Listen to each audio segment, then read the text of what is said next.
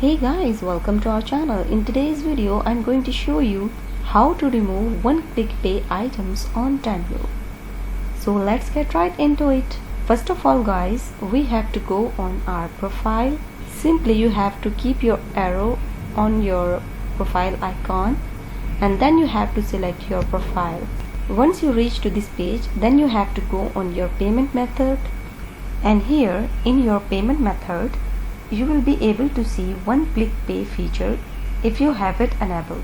I don't have right now, so there is no searching displayed here.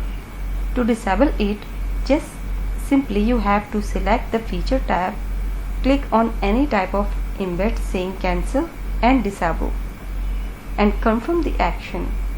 Note that if your account is new, you will have to contact help center to disable it. And this is basically how you can cancel or remove one-click pay items on Temu.